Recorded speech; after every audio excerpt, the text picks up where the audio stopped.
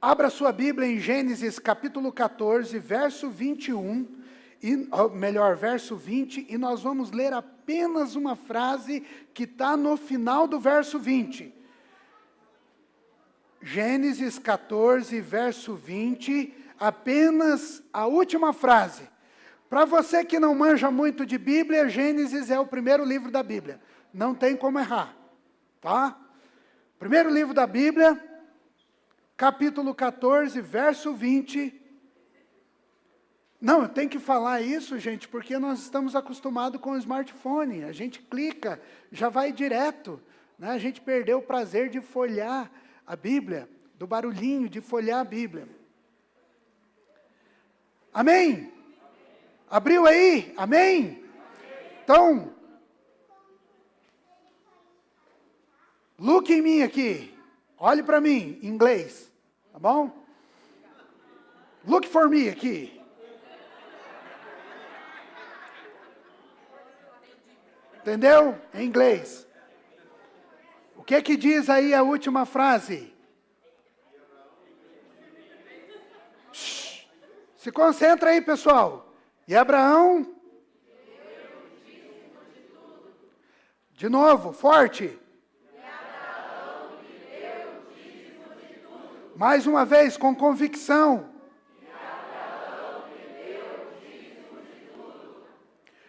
O mais interessante desse texto, que talvez você não saiba, ou talvez até saiba, mas não deixou cair no seu coração, é que Abraão estava dando um dízimo num momento de contexto de luta, de guerra. Se você olhar o capítulo 14, Ló, o seu sobrinho amado, o seu sobrinho encrenqueiro, arranja confusão, é levado por 5 reis, e Abraão vai então lutar e resgatar o seu sobrinho com 318 homens. E quando Abraão volta desse contexto de guerra, Abraão se depara com Melquisedeque, rei de Salém, um representante do Deus Altíssimo, e Abraão então dá o dízimo de tudo. Mas eu quero focar com você que era um contexto de guerra. Queridos, compromisso com Deus é compromisso. Fidelidade com Deus é fidelidade. Amor a Deus é amor a Deus. Independe das circunstâncias, independe do momento. Muitas vezes o que acontece conosco é que quando o calo aperta, a crise chega, a primeira coisa que nós riscamos da nossa listinha de obrigações é o dízimo. É o dízimo. Porque nós entendemos que no contexto da nossa luta, no contexto da nossa dificuldade, Deus não tem poder para atuar. Então Abraão faz o inverso, Abraão nos ensina o inverso. No contexto da luta, no contexto da dificuldade, eu permaneço fiel. É ali que eu entrego, é ali que eu trago os despojos da minha luta, é ali que eu entrego aos pés do Senhor o meu dízimo. Agora, se você lê o versículo um pouquinho antes e um versículo um pouquinho depois, vai dizer o seguinte para nós. Um pouquinho antes, Abraão, você é bendito, ou você é abençoado pelo Deus Altíssimo e Criador. Quando nós sabemos de onde vem a nossa bênção, o contexto de luta, o contexto de dificuldade não nos apavora. O contexto de crise não nos apavora. Porque se eu perguntar a você agora, quem é abençoado aqui? Você é abençoado pelo Deus Altíssimo? Você é abençoado pelo Deus Altíssimo? Então, querido, mesmo diante das lutas, mesmo diante das dificuldades, Não desvie a sua fidelidade do Senhor, porque o Senhor quer continuamente te abençoar. É Ele que te tira da crise. É Ele que te sustenta como rocha, como bem disse o Clodoaldo aqui, é Ele que te sustenta. Os abençoados de Deus, do Criador, os abençoados do Deus Altíssimo, não temem momentos de crise. Amém? Não temem lutas, nem dificuldades, porque eles sabem de onde vem o sustento. E eu quero agora, em nome do Senhor Jesus, convidar você a se colocar em pé. E nós vamos orar e entregar os nossos dízimos e as nossas ofertas no altar do Senhor. Sabe por quê? Porque nós cremos quem é que nos sustenta. Nós sabemos onde estão firmados os nossos pés. Nós sabemos qual a mão que nos abençoa. E a mão que nos abençoa é fiel. A mão que nos abençoa é fiel sempre. Amém? Feche os seus olhos. Prepare para vir entregar o seu dízimo. Tem ali o QR Code, você que está em casa, você que está aqui, no envelope aí da igreja tem o QR Code também para você fazer, né, por Pix, por transferência, do jeito que Deus te mandar. Estenda a sua mão em posição de receber.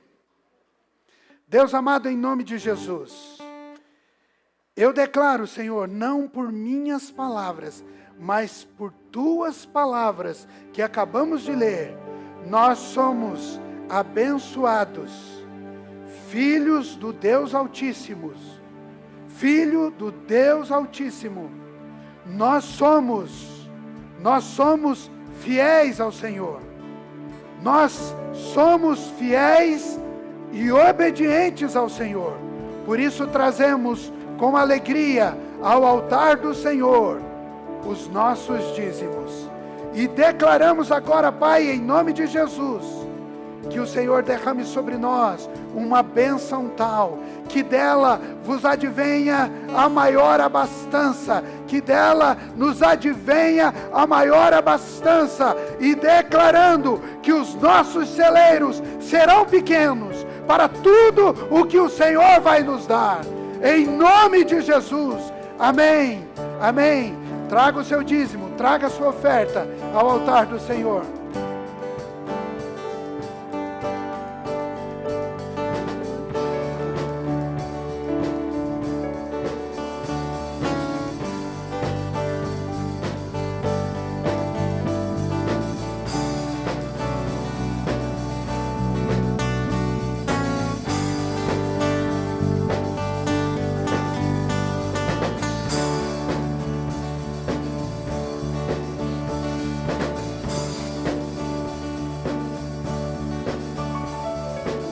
Glória a Deus, aleluia. Você pode se assentar, nós vamos orar com as crianças.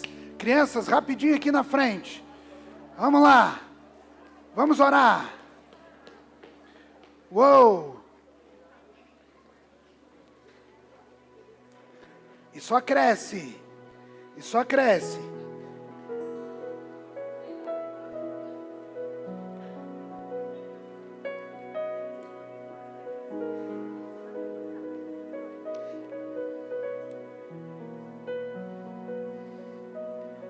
Estenda a sua mão para cá, papai e mamãe. Deus amado, em nome de Jesus, oramos e abençoamos os nossos filhos. E declaramos, Pai, um crescimento saudável, cheio de amor e graça. Declaramos sobre eles, Pai, uma unção, um derramar do Teu Espírito, um mover sobrenatural, em que eles crescerão e serão, Pai, em nome de Jesus, homens e mulheres ousados, ó Pai, na Tua presença. Deus, em nome de Jesus, aqui estão proclamadores do Teu Evangelho. Aqui estão pessoas, ó Deus, que farão diferença na nossa nação. Em nome de Jesus, toma o culto deles agora e abençoa, Senhor, segundo a sua proporção. Amém, amém e amém. Uou!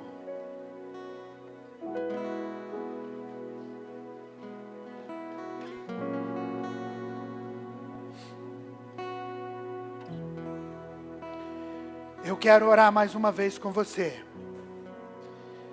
Antes de pedir para você se colocar em pé novamente, para a gente orar junto, eu vou dizer daquilo que Deus colocou no meu coração durante essa semana. Nos meus momentos com Deus, todos os dias dessa semana, enquanto eu estava orando pela igreja, Deus colocou algo no meu coração. Nós precisamos mudar a nossa postura diante de Deus. Nós precisamos mudar a nossa postura diante de Deus com relação àquilo que nós entregamos a Deus e aquilo que nós dedicamos ao Senhor. Queridos, é um curto espaço de tempo no domingo à noite para a gente estar aqui junto em comunhão e adoração, para a gente arranjar outras coisas para fazer e ter inúmeras desculpas para não estar aqui em comunhão. Então Deus colocou no meu coração que nós vamos começar agora, nesses domingos, a orar para que Deus avive o nosso coração. Avive o nosso coração. Querido, Deus tem que nos despertar. E nós entendemos e sabemos que avivamento vem de 3 maneiras. Avivamento acontece quando nós nos arrependemos dos nossos pecados e nós corremos para a cruz de Cristo. O avivamento começa quando homens e mulheres com o coração quebrantado se dobram diante do Senhor e confessam os seus pecados e abandonam os seus pecados. O avivamento começa. O avivamento começa quando nós mergulhamos na palavra e nós então deixamos a palavra penetrar o nosso coração e mudar a nossa vida. Avivamento começa quando eu e você nos levantamos em oração e dedicamos a nossa vida ao Senhor, dizendo: Senhor, eis-me aqui. Eu sou um instrumento nas suas mãos. Onde eu pisar nessa sociedade, o Senhor vai me dar como herdade. E onde eu pisar aqui, vidas serão transformadas, porque eu sou sal e luz nessa terra, e o Senhor não me chamou para viver na covardia, o Senhor me chamou para ser discípulo e proclamar o teu evangelho com ousadia.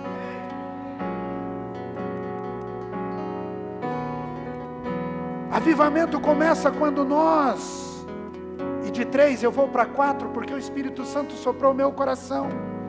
Quando nós começamos a nos preocupar com os perdidos, quando a nossa vida se esvai no altar e recebe forças para resgatar o perdido. Eu quero convidar você a se colocar em pé. Eu quero pedir para que o pessoal diminua as luzes. E eu quero pedir também para que os nossos pastores, estrategicamente, vão para os cantos, aqui na frente, lá no fundo, e ergam as mãos. Intercessores lá no fundo, ergam as mãos, porque o que Deus quer fazer conosco, os olhos da Nova Jerusalém jamais viu. O que Deus quer fazer conosco é trazer um avivamento fluindo deste lugar e alcançando vidas, multidões, restauração, cura, libertação. O que o Senhor quer fazer conosco é um mover sobrenatural, não apenas para viver experiências, não apenas para viver o sobrenatural, mas para estar com Ele em todo o tempo. E a minha oração é que o Senhor gere em você uma paixão sobrenatural para estar em comunhão com os seus irmãos, para estar nos cultos todo domingo à noite, para estar nos cultos sempre, e trazendo mais um, e trazendo mais um, e trazendo mais um, e sendo uma árvore frutífera. Feche os seus olhos Nós vamos orar agora. Deus, em nome de Jesus, eu clamo agora pelo Teu Espírito e pela Tua unção neste lugar. Deus, em nome de Jesus, inunda este lugar. Nós declaramos, Pai, que os vales de ossos secos, eles estão se unindo agora, osso com osso, carne com carne, músculo com músculo, pele com pele, fios de cabelos, e o Teu Espírito está sobre este lugar, e há uma unção sobrenatural sendo derramada, em nome de Jesus.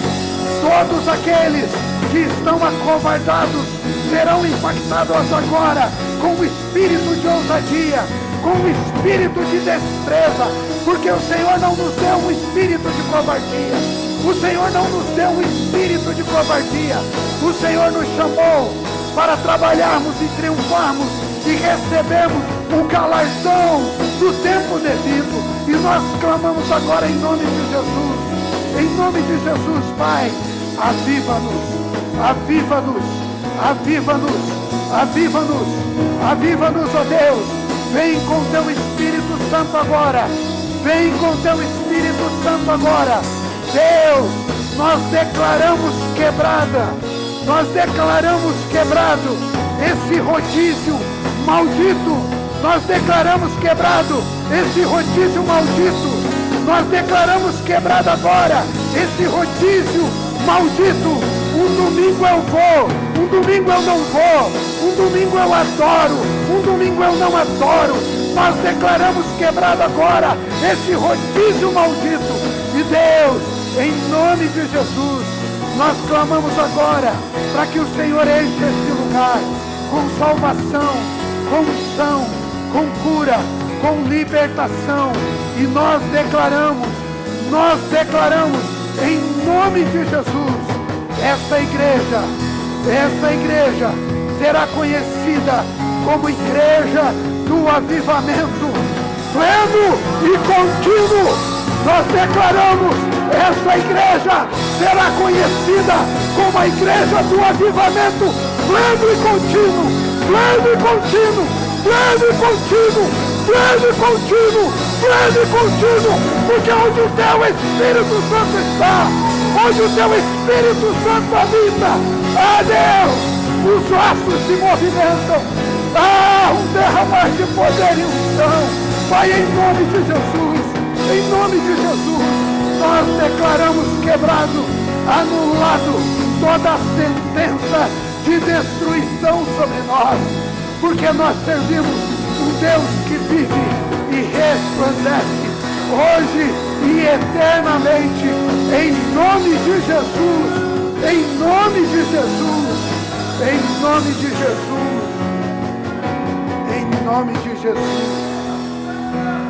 Amém, amém, amém.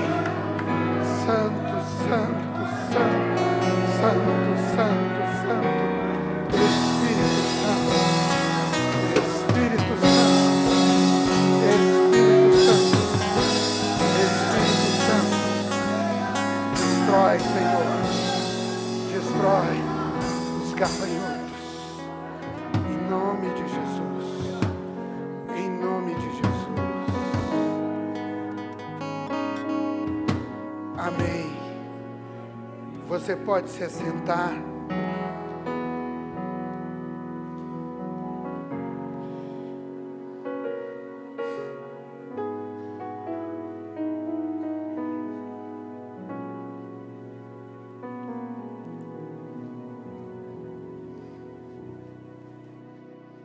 Eu não sei porque eu abro esse negócio tão grande, depois derrama na camisa, né?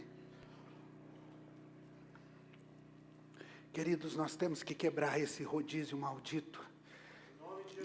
Nós temos que quebrar esse rodízio maldito. Um domingo nós temos um grande público. Num domingo nós não temos quase ninguém. Um domingo tem bastante gente. Um domingo não tem quase ninguém. Está na hora da gente se despertar, da gente ter paixão e amor pelo Senhor e estar na casa do Senhor. Estar na casa do Senhor todos os domingos. Outro dia, aconselhando um casal, eu disse o seguinte: faça a tua agenda no domingo. Não tem problema. Eu prefiro ficar em casa no domingo, a não ser quando me convidam para comer um churrasco. Eu prefiro ficar em casa no domingo.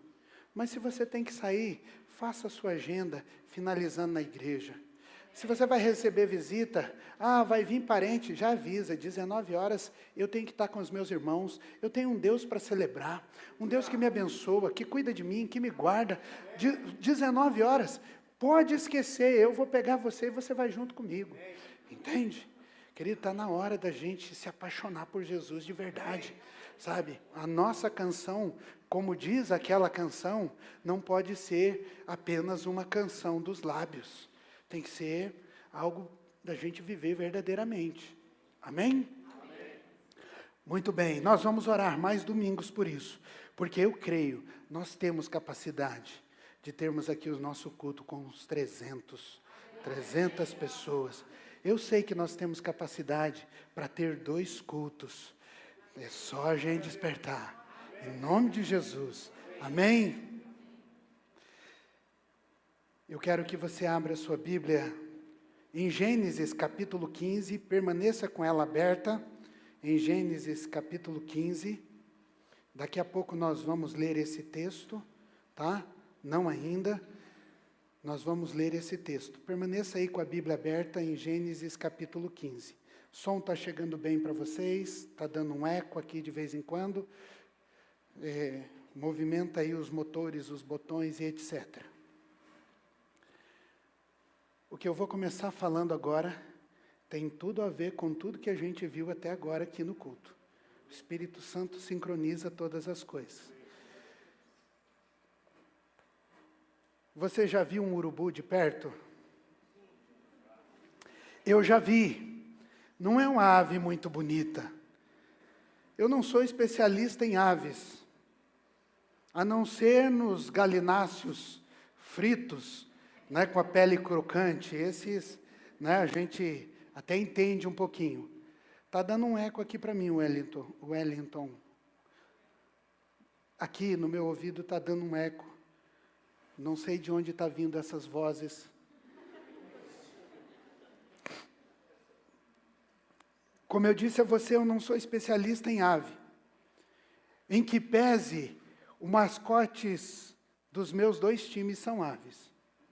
Paraná Clube, Gralha Azul, e o Flamengo, Urubu. Mas eu não sou especialista em urubu, então eu fui buscar no site mais confiável da internet, a Wikipedia, algumas características de aves exóticas, dessas aves exóticas. Para você ter ideia, no Brasil, nós encontramos 5 espécies de urubus. Urubu da cabeça preta, urubu da cabeça vermelha, urubu da cabeça amarela, urubu rei e urubu da mata. O urubu possui uma boa visão e um olfato apurado. Ele realiza voos planados por grandes áreas, gastando pouca energia. Eles fazem seus ninhos em rochas, terrenos longe da presença humana. Um urubu pesa 1,5 kg a 12 quilos. Se desse para comer, seria carne pra caramba, né? Alimenta-se de carniça, ou seja, carne em decomposição. Posso então dizer a você que o urubu se alimenta de coisas podres. Guarda bem essa informação. Cutuca a pessoa que está do seu lado aí e diz: urubu se alimenta de coisas podres.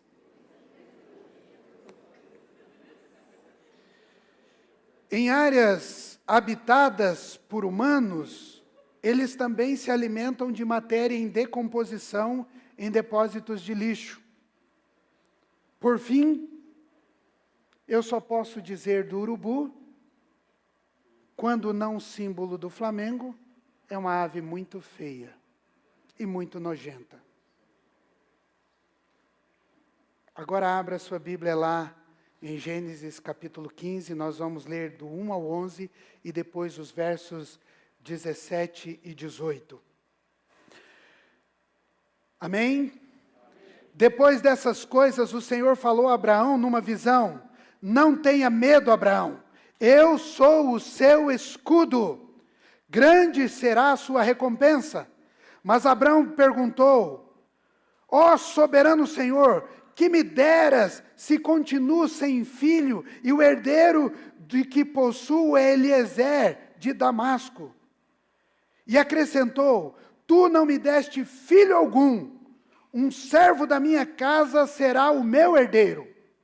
Então o Senhor lhe deu a seguinte resposta: seu herdeiro não será esse.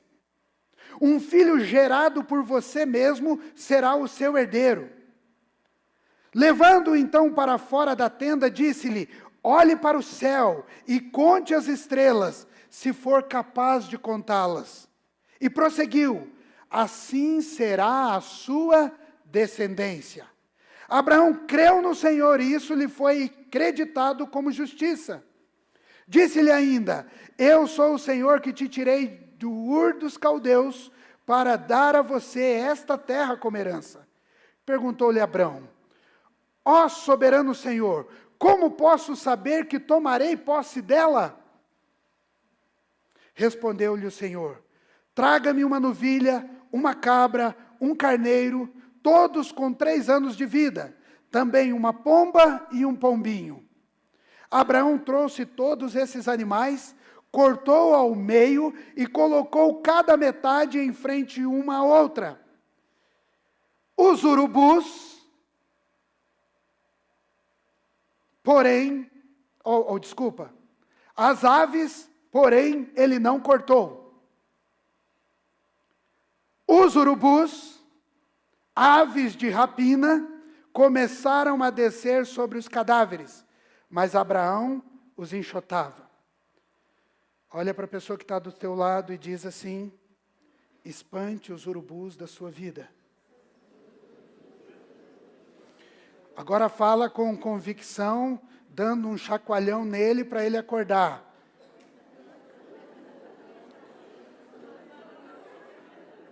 É melhor ser mais convincente, porque ele ainda não entendeu. Espante os urubus da sua vida, ó infeliz. Vá até o verso 17. A Bíblia diz para nós no verso 17: depois que o sol se pôs, veio a escuridão, e eis que um fogareiro esfumaçante, com uma tocha acesa, passou entre os pedaços dos animais. Naquele dia, o Senhor fez a seguinte aliança com Abrão: aos seus descendentes dei essa terra, desde o ribeiro do Egito até o grande rio Eufrates. Amém? Vamos orar mais um pouquinho? Então diga assim, coloca a mão no seu coração e diga: Senhor Jesus, a tua palavra é lâmpada para os meus pés e luz para os meus caminhos. Eu creio em tudo que a Bíblia declara a meu respeito. Eu sou o que a Bíblia diz que eu sou. Eu tenho o que a Bíblia diz que eu tenho. Eu posso o que a Bíblia diz que eu posso. E eu abro meu coração agora e deixo a tua palavra entrar para mudar em mim tudo o que precisa ser mudado. Amém. Deus nos direciona com relação ao nosso futuro. Deus está de olho no meu futuro e no seu futuro. Deus tem projeção para as nossas vidas aqui na terra e também tem projeções para a nossa vida para a eternidade. Acontece que nós focamos os nossos olhos aqui na terra e esquecemos da eternidade. Ou, por vezes, focamos na eternidade e esquecemos da terra. Deus tem promessas grandiosas para a minha vida e para a sua vida. Por vezes, o nosso coração fica em dúvida quando nós falamos de promessas. Se nós olharmos para a história de Abraão, desde o capítulo 12, nós vemos Deus chamando Abraão, fazendo uma promessa: sai da sua parentela, vai para uma terra distante, lá eu farei de você uma grande nação. Eu vou engrandecer o seu nome sobremaneira, abençoarei os que te abençoarem, amaldiçoarei os que te amaldiçoarem, todas as famílias da terra serão benditas por meio de ti. Que promessa maravilhosa, que promessa grandiosa. Talvez Deus tenha liberado promessas tão boas e tão grandes sobre a sua vida nesses dias, nesse tempo. E ele continua dizendo: darei à tua descendência essa terra. Quando a terra for tomada de fome, Abraão desceu para o Egito, e por causa de Sarai, que era bela e formosa aos 75 anos de idade, irmãs, digam amém. Vocês são filhas de Sara. Tem DNA da Sara aí, DNA espiritual. Você tem que dizer: uau, quero chegar aos 70, né? Bonitona, assim que nem está a irmã Marli. A irmã Marli deu uma caprichada no visual, né? Mas eu não falei que a irmã Marli tem só 28 anos, né? Por causa da beleza de Sara, no Egito, Abraão recebeu ovelhas, bois, jumentos e jumentas, camelos, escravos e escravas. No capítulo 13, ele volta para Betel, lugar onde ele já estivera anteriormente, onde ele havia edificado um altar para invocar o nome do Senhor. Nesse tempo, Abraão era rico, possuía muito gado, ouro e prata. Separou do sobrinho Ló, por desentendimento dos pastores de ambos. Ló escolheu as campinas do Jordão, onde ficava Sodoma e Gomorra. Você conhece a história? Se não conhece, sugiro você que leia a Bíblia. Ló escolheu a parte menos formosa da terra, a parte com mais montanhas. Abraão ficou na terra de Canaã. E novamente Deus vem e reafirma a sua promessa a Abraão. Note, Deus já havia falado uma vez, Deus estava falando pela segunda vez. Tem gente que demora a aprender quando Deus fala. Talvez Deus já tenha falado com você inúmeras vezes. 1, 2, 3, mas você continua batendo a cabeça. Abraão estava batendo a cabeça. Deus já havia dito uma vez para ele, feito promessas, ele já tinha visto o maravilhoso poder de Deus, mas Deus vem e fala com ele novamente, por uma segunda vez: eu vou te dar a terra, a sua descendência vai herdar tudo isso aqui. E Deus manda então a Abraão, nessa segunda vez: olha, levante os olhos, observe a terra, de onde você está, olhando para o norte, olhando para o sul, olhando para o oriente, para o ocidente, toda essa terra será da sua descendência. Farei da tua descendência como o pó da terra. Se alguém conseguir contar o pó da terra, vai conseguir contar a sua descendência. Então chegamos no capítulo 15 e encontramos um homem com algumas crises espirituais. Dúvidas estavam em seu coração, o medo tomava conta da sua vida, incerteza pairavam sobre a sua mente, seus olhos contemplavam suas conquistas e suas propriedades. Tudo que o seu braço podia abraçar, ele havia abraçado, porém ele não enxergava ainda uma promessa. Presta atenção, meu irmão. Deus faz a você inúmeras promessas. É o que eu estou vendo na vida de Abraão. Inúmeras promessas. Mas o seu coração está triste porque ele ainda não recebeu uma das muitas promessas que Deus fez. Você consegue me entender? Que às vezes o nosso coração é um coração gerido pela ingratidão, gerenciado pela ingratidão. Você consegue perceber? Nós temos muitas coisas da parte de Deus, mas porque nós não recebemos uma, nós ficamos entristecidos com Deus.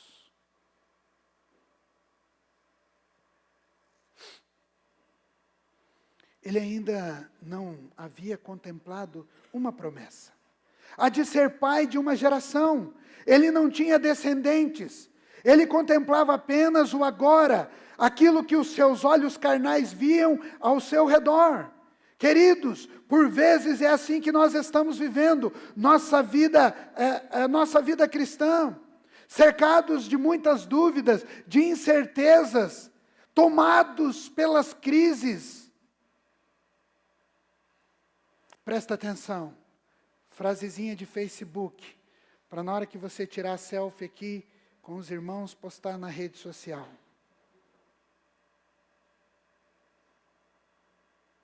É no momento de dúvidas e incerteza, que a nossa fé precisa crescer. É no momento de dúvidas e incertezas que a nossa fé precisa crescer. É no tempo da crise que Deus se manifesta.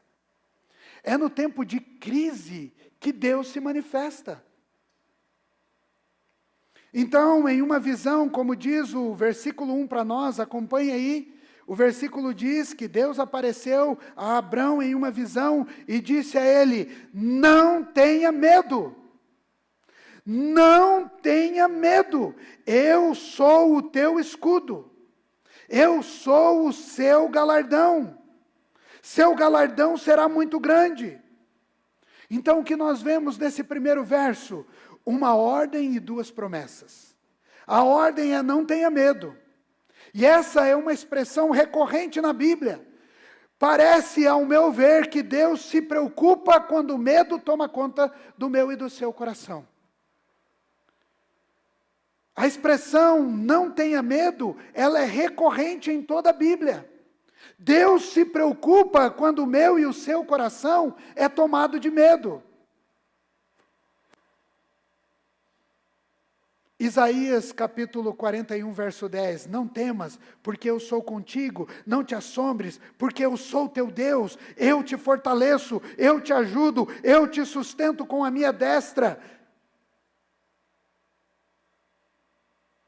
Josué 1,9, não te mandei eu, esforça-te, tem bom ânimo, não temas, nem te espante, porque eu, o Senhor, seu Deus, sou contigo, por onde quer que andares. Joel 2,21, não temas, ó terra, regozija-te e alegra-te, porque o Senhor fez grandes coisas. Amém? Deus se preocupa quando o medo toma conta do nosso coração, pois o medo nos impede de vermos a concretização da promessa. Outra boa frase para colocar no seu Instagram. O medo te impede de ver a concretização da promessa. A promessa concretizada. O medo te paralisa, o medo rouba a nossa fé e a nossa promessa. E eu pergunto a você, seu coração está cheio de dúvidas? Seu coração está temeroso? Seu coração está cheio de medo? Seu coração está cheio de medo com o momento que nós vivemos? Momentos de incertezas? Você está com medo de algo que está acontecendo no meio da sua família, porque chegou uma enfermidade, bateu a sua porta, uma notícia desesperadora? Você está com medo porque no seu coração algo de ruim pode acontecer com a sua família, pode acontecer no seu trabalho? O medo estava tomando conta do coração de Abraão.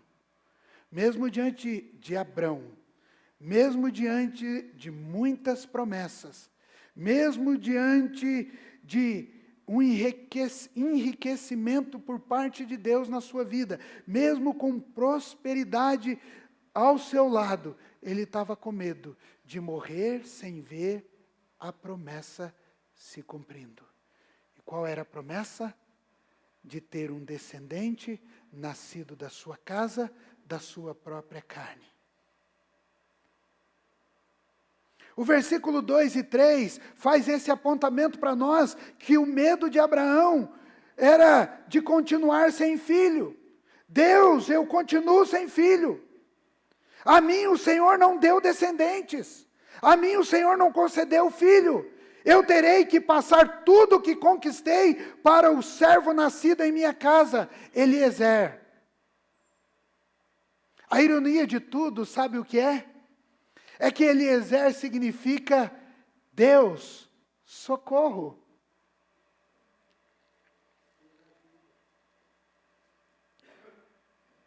Exatamente. Sabe o que eu penso a respeito disso? Que quando ele pronunciou Eliezer, ele estava pedindo socorro a Deus. Ele estava dizendo: Deus, me socorre, o medo está tomando conta do meu coração, eu não consigo ver o meu descendente. O medo de Abraão era deixar todos os seus bens para quem não era nascido da sua carne. O medo era como receber a herança sem descendentes. Quais são os seus medos nesses dias? Quais são os medos que têm tomado o seu coração nesse tempo? São muitos? São poucos? São alguns? Deus estava olhando para o coração de Abrão, e Deus continua olhando o coração, o meu e o seu coração.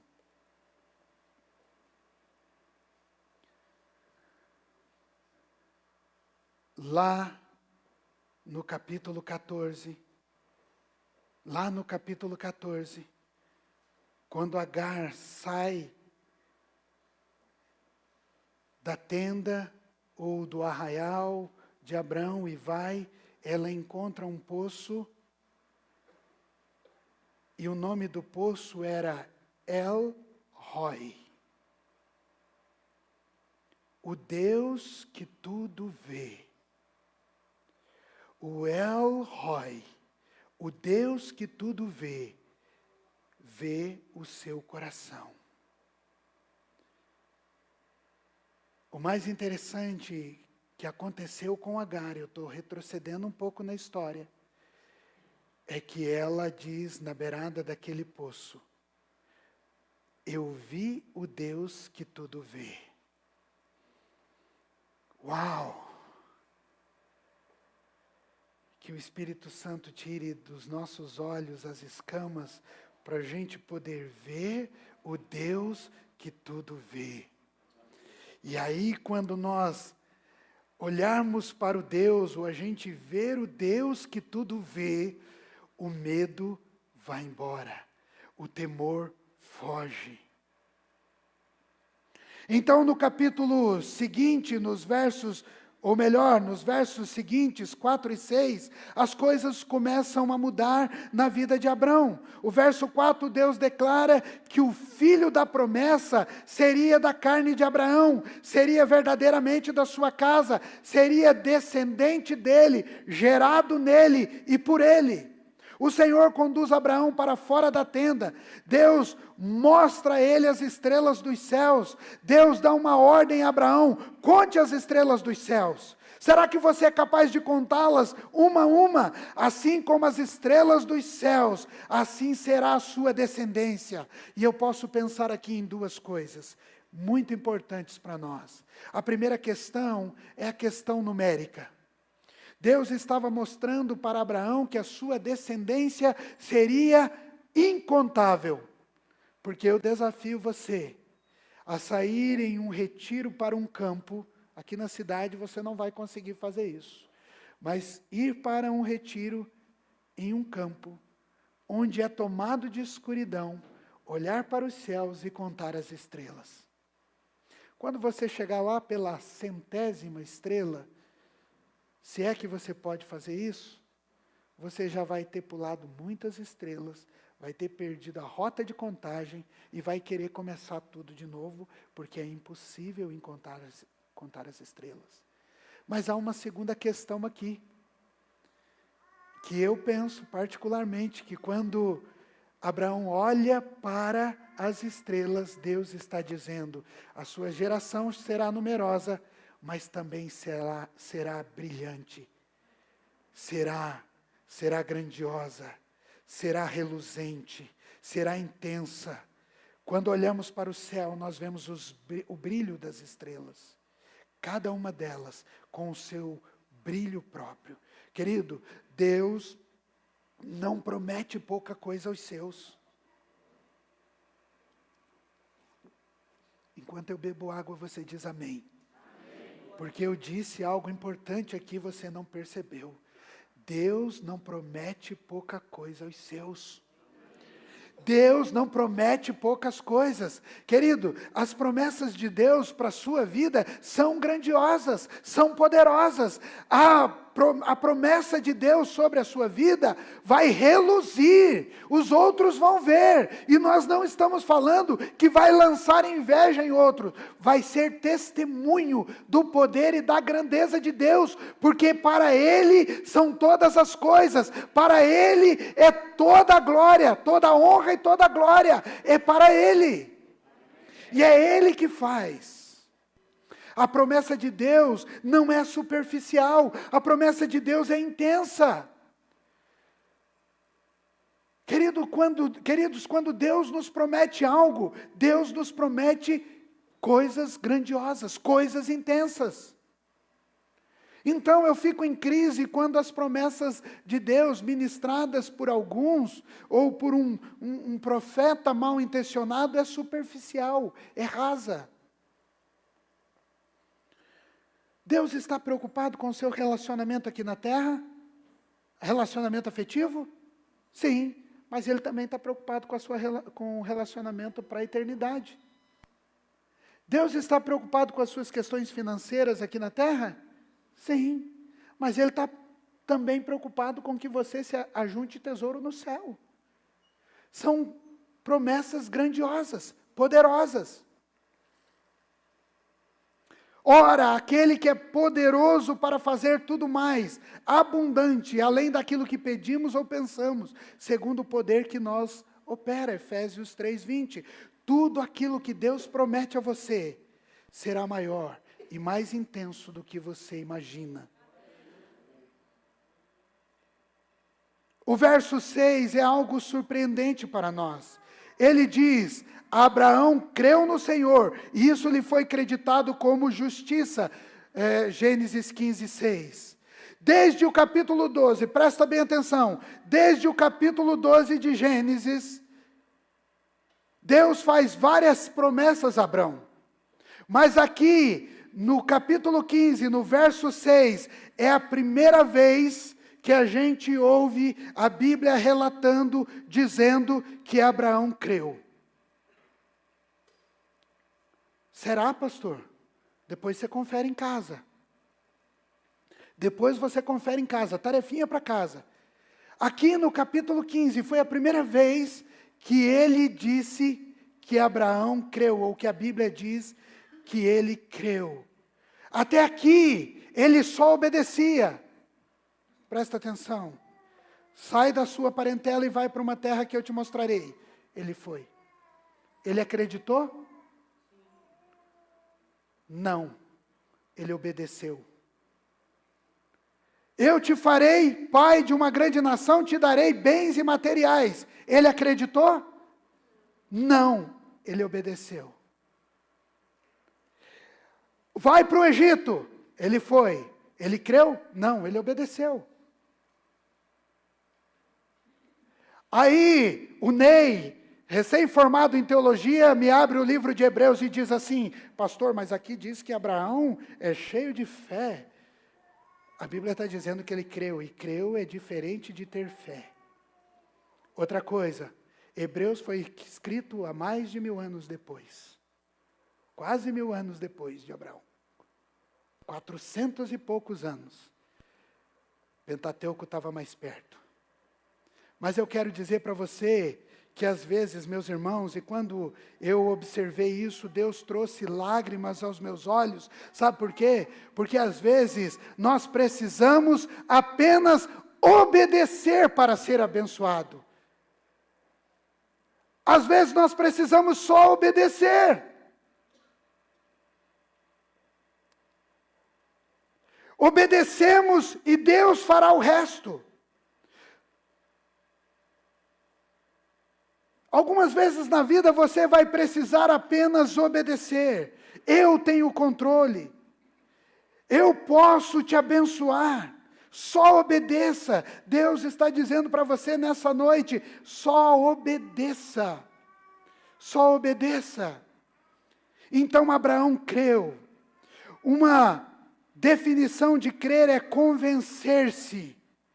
Ou seja, diante da demonstração das estrelas, da grandeza, ele foi convencido que era possível. Outra definição é ter por certo. Quando Abraão olhou para as estrelas, ele teve por certo que aquilo iria acontecer. A promessa estava garantida. Os comentaristas dizem que antes deste momento, ou que neste momento, Abraão creu para a salvação. Pois o verso diz, e isso lhe foi imputado para a justiça. Presta atenção. Exatamente como nós. Quando olhamos para a morte vicária de Cristo em nosso lugar, recebemos os benefícios mediante a fé.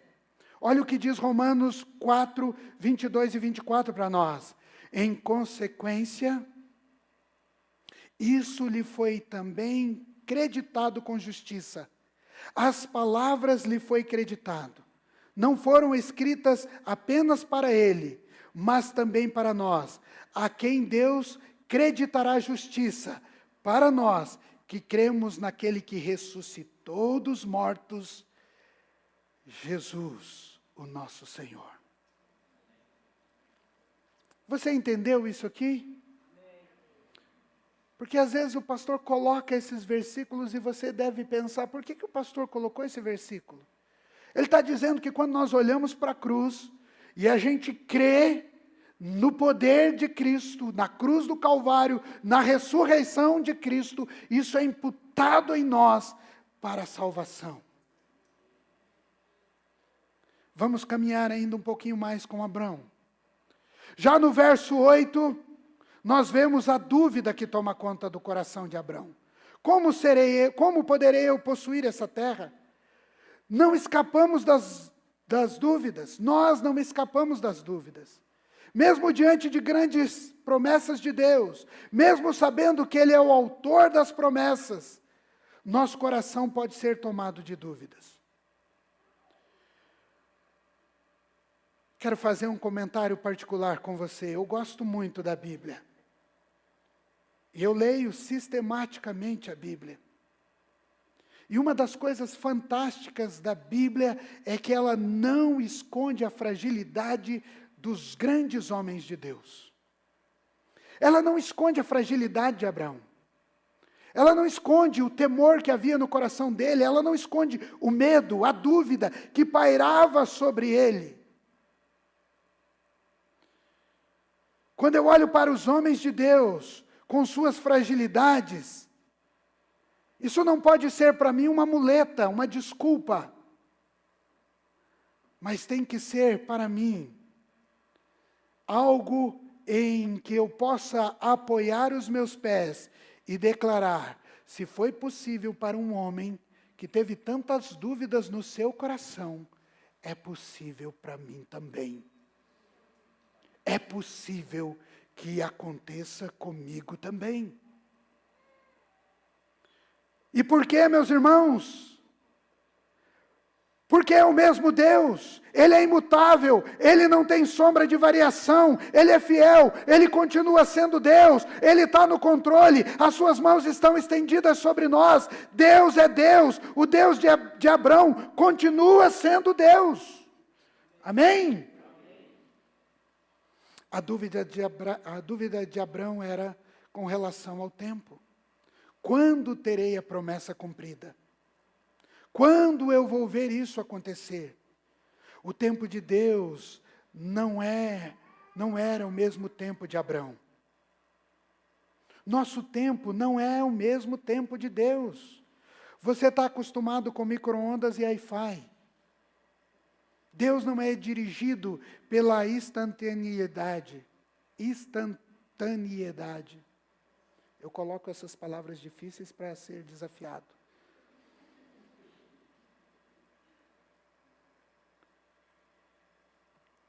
Ele faz tudo ao seu ritmo, pois as coisas que Deus promete são perfeitas. Olhe para a pessoa que está do teu lado e diga para ela, a promessa de Deus sobre a sua vida é perfeita. Agora diga para ela, não apresse o ritmo de Deus. Não apresse o ritmo de Deus. Deixa eu falar para você o seguinte. Quando Abrão e Sarai apressou o tempo de Deus, o negócio deu ruim.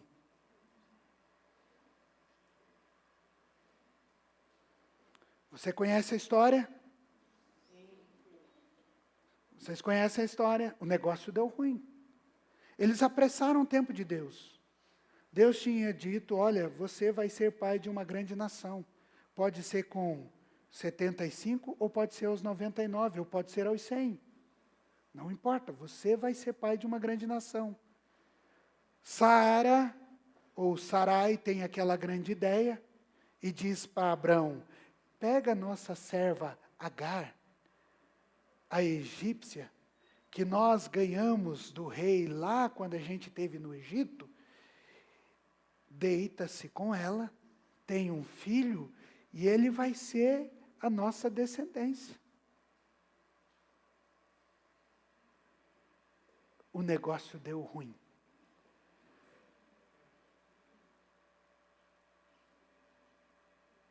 Treze anos depois, Isaac nasceu. E agora Abrão tinha um problema. 2 filhos. Um que Deus diz, não será a sua descendência. E outro que Deus diz, será a sua descendência. Mas isso é papo para uma outra história.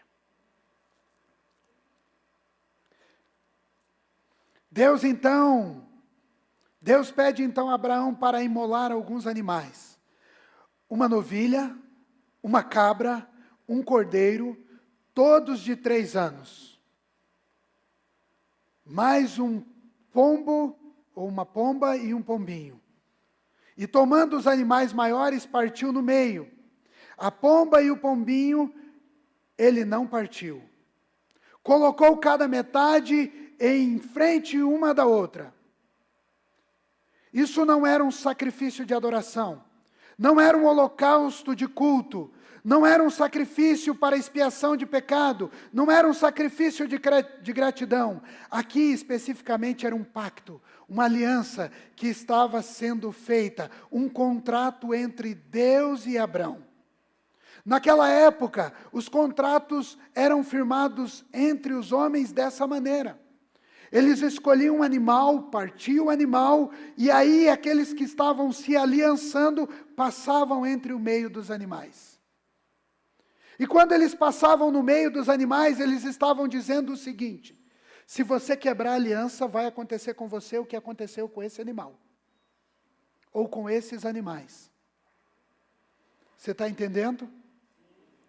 Deus estava fazendo uma aliança com Abrão. Não era um sacrifício, não era um culto, não era uma adoração, era uma aliança. Um contrato estava sendo assinado naquele momento. Quando Deus diz, parta os animais, coloque um de frente com o outro. Eu já vou voltar aqui nessa aliança, ou nessa assinatura de contrato. Eu não sei em que hora do dia Abrão imolou os animais. Não sei se de manhã, não sei se no início da tarde. O que eu sei é que apareceram urubus. E os urubus desciam sobre os cadáveres. E Abraão teve que enxotá-los.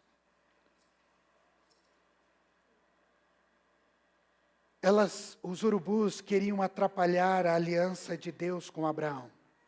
Ali estava um contrato sendo estabelecido. elas poderiam consumir com aquela aliança. Vemos que Abraão passou um bom tempo enxotando as aves, e ao pôr do sol ele cansou e pegou no sono. E agora nós chegamos novamente à introdução que eu fiz lá no começo. E a pergunta ao seu coração vai ser dura agora. Quais são os urubus que querem consumir a sua aliança com Deus? Que querem destruir a sua promessa? No caso de Abraão era o medo. O medo é um grande urubu para você. Mas ouça Deus dizendo, não temas.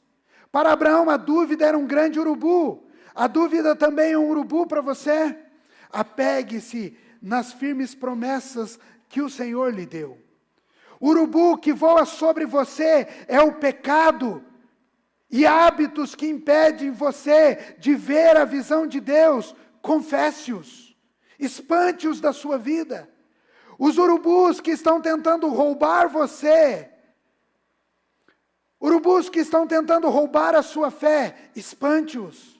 Os urubus estão tentando roubar a presença de Deus na sua vida, espante-os. Lembre-se, os urubus se alimentam daquilo que está morto. É na morte dos outros que eles encontram forças. Quais são os urubus que você precisa espantar? Distração, dia a dia, que roubam a distração do dia a dia, que rouba a presença de Deus no seu coração. Conforto pessoal, comodismo com as coisas de Deus. O que urubu tem voado sobre você? Talvez um urubu que está voando sobre você, sobre a promessa, seja o seu status social, não permitindo que você testemunhe do poder de Cristo, pois você imagina o que vão pensar de mim. Talvez o urubu que esteja voando sobre a sua cabeça agora, seja o medo do fracasso. Por isso você não lidera uma célula, você não lidera um ministério, você não abre a sua casa para uma célula, porque você tem medo do fracasso. Talvez esse urubu, que é o medo do fracasso, está impedindo você de progredir na vida. Espante esse urubu. O medo do fracasso é um urubu poderoso. Não está deixando você avançar. Queridos, nós poderíamos passar a noite inteira, fazer uma lista infindáveis de urubu, e o lugar ficaria feio para nós aqui. Eles são muitos. Presta atenção, urubu nunca voa sozinho. Você já viu um urubu voando sozinho? Quando você vê um urubu voando sozinho, você olha, tem mais em volta. Tem mais em volta. Tem muito em volta. Se eles já não pousaram sobre a carniça, eles estão voando em bando.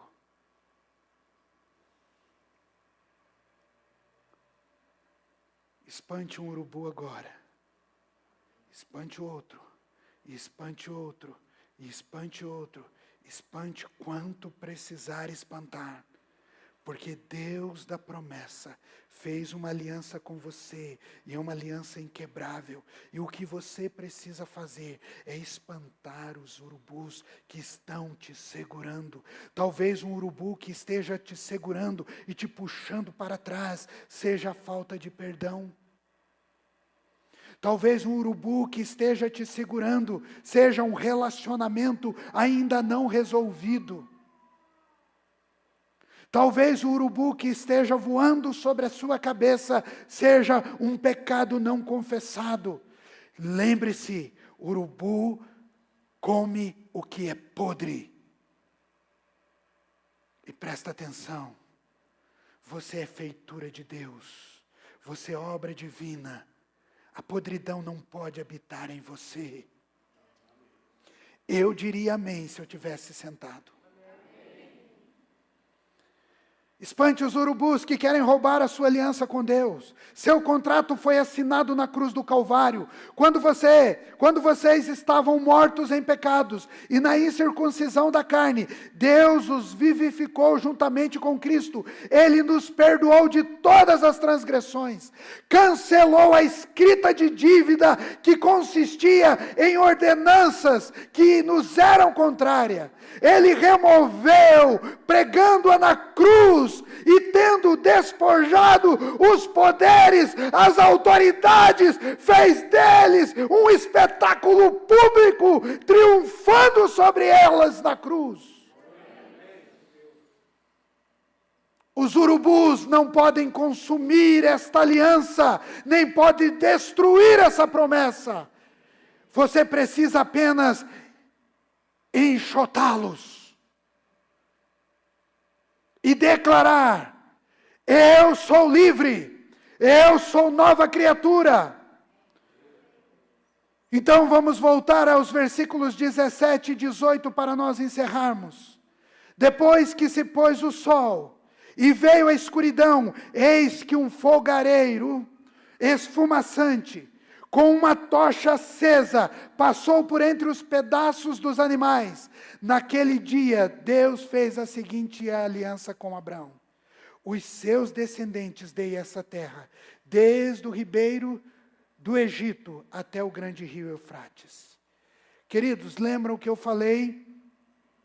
Em um contrato, as duas partes deveriam passar entre os animais. Quando eles passassem entre os animais, estava sendo assinado aquela aliança.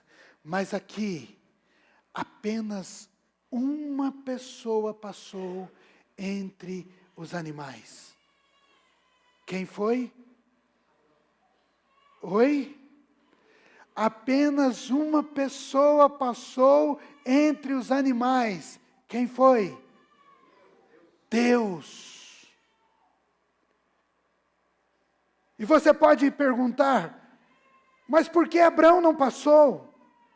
Abraão não passou. Sabe o que Deus estava dizendo a ele? Ei, eu sou um Deus de aliança. Eu garanto a assinatura, uma aliança unilateral. Não se preocupe, o que eu disse ao seu respeito vai se cumprir. Sabe, queridos, no Calvário, Cristo assinou uma aliança inquebrável com o homem. Na cruz, Ele estava dizendo: você não deve mais nada, toda a dívida está paga, eu garanto, eu assinei um contrato unilateral por meio da graça.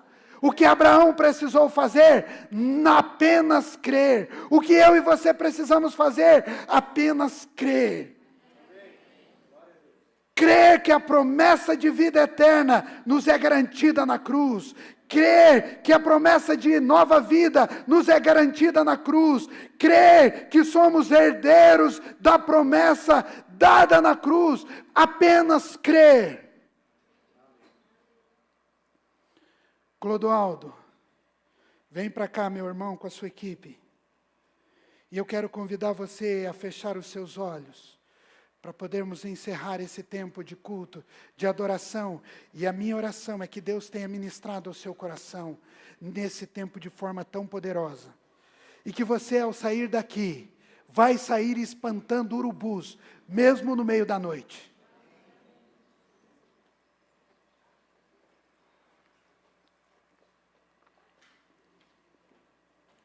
Quais são os urubus que estão tentando destruir a sua aliança com Deus? Feche os seus olhos. Pense um pouco.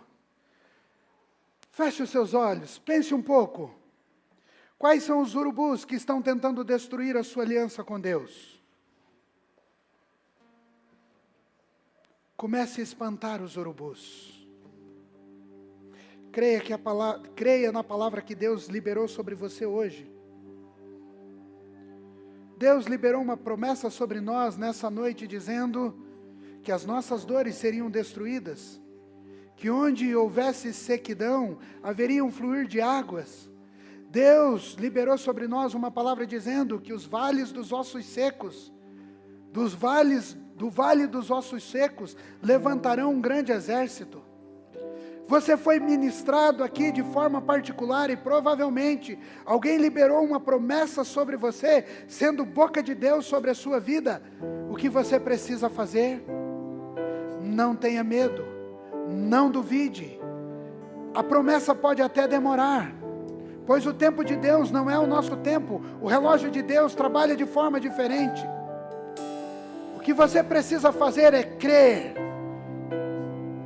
que Deus te deu uma promessa. O que você precisa fazer é crer que a palavra de Deus foi liberada sobre você. O que você precisa fazer, crendo, é espantar os urubus que te atormentam.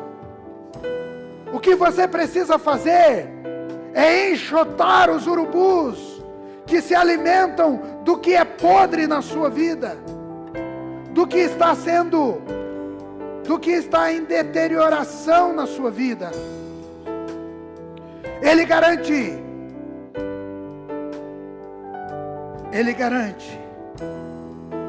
pois o Deus que assinou o contrato com Abrão, foi o mesmo Deus que se pôs na cruz do Calvário e disse: está pago, está consumado, está consumado. O Deus que fez o pacto com Abraão, foi o mesmo Deus que se colocou na cruz do Calvário. E no momento da assinatura, o véu do templo se rasgou de cima a baixo. E agora eu e você temos livre acesso à presença do Rei. O mesmo Deus que assinou com Abrão, assinou com você dizendo: você é nova criatura. As coisas velhas se passaram e eis que tudo se fez novo. Confie nele, creia nele de todo o coração. E esse Cristo da cruz, e esse Cristo ressurreto, é o Cristo que vai ajudar você a espantar os urubus que estão se alimentando das coisas destrutivas na sua vida. Se coloque em pé, igreja.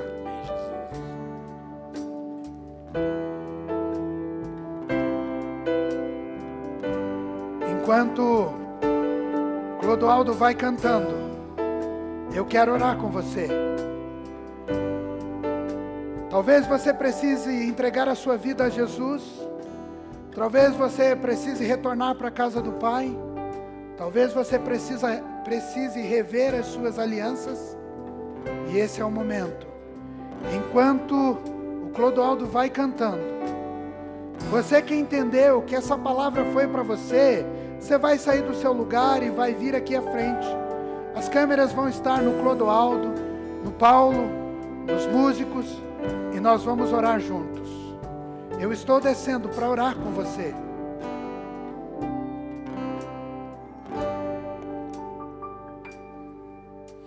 O ambiente preparado está, a glória já encheu este lugar. O Espírito de Deus soprando está. Você pode vir para cá. Você pode vir para cá. Aqui. Pode vir. Eu sinto derramar de uma unção, enquanto levantamos nossas mãos. Eu tenho uma palavra, não vou me calar. Eu vou profetizar.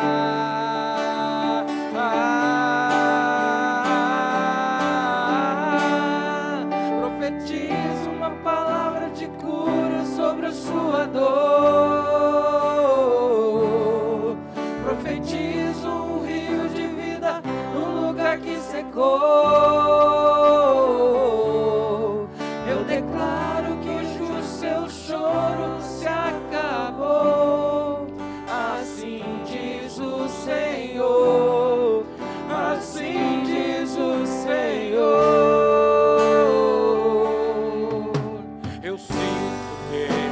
mar de unção.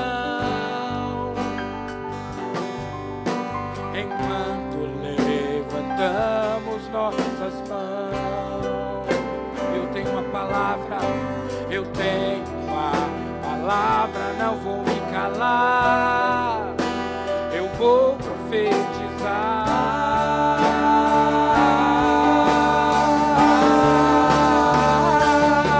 Profetizo uma palavra de cura sobre a sua dor. Profetizo um rio de vida num lugar que secou.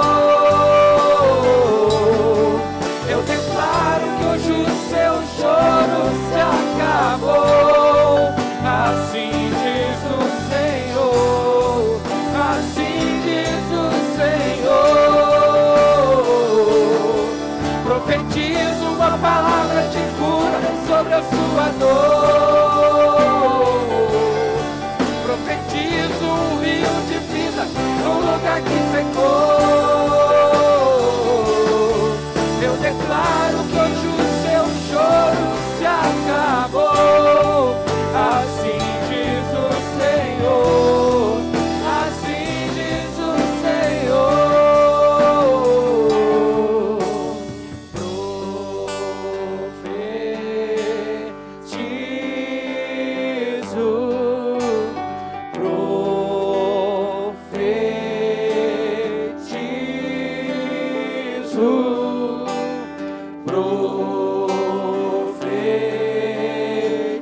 Profetizo a bênção do Senhor.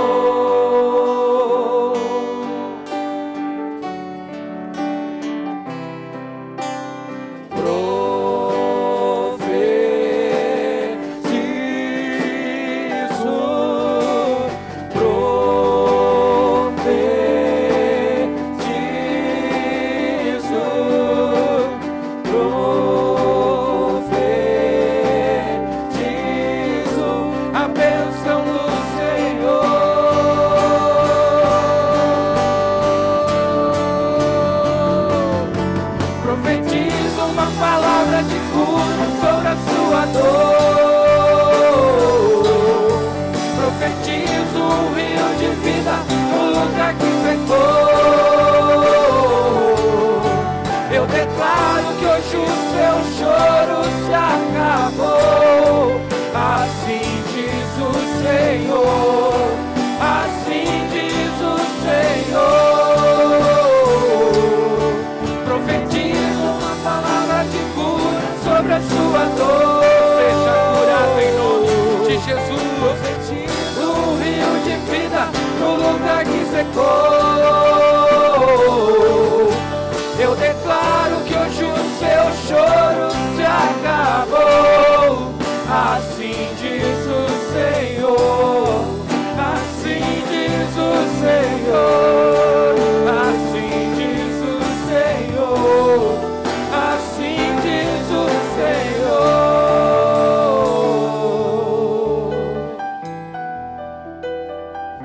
Aleluias. Glórias ao teu nome.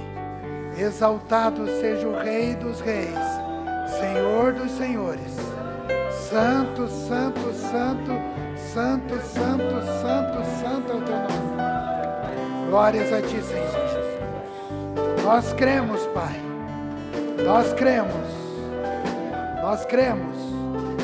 que o rio do Senhor está aqui. Amém. Que o fluir do Senhor está aqui.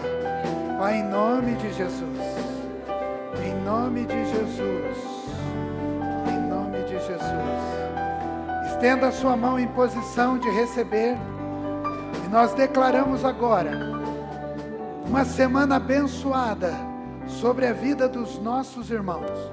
Pai, em nome de Jesus. Deus, concretiza, Senhor, as suas promessas. Concretiza, Senhor, as suas promessas. E mesmo aquelas, ó Deus, que estão demorando a acontecer, que elas possam, ó Deus, nos fazer olhar para o Senhor com mais clareza. Ah, Senhor, em nome de Jesus, libera sobre nós as suas promessas e a unção do Senhor, em nome de Jesus. Deus querido, leva-nos, ó Pai, para uma semana abençoada, cheio da Tua graça, cheio do Teu poder, e que possamos romper em todas as áreas das nossas vidas, em nome de Jesus. Amém.